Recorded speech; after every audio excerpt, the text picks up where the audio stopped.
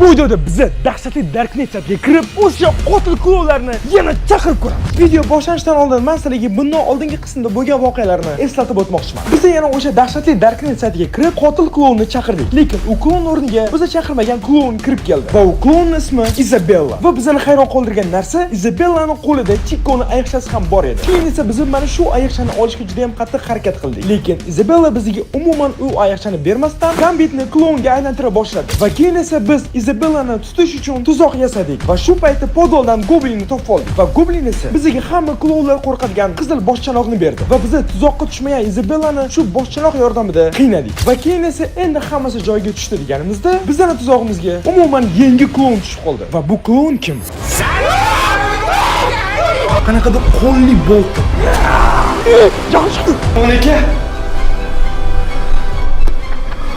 Darknet 6-qism.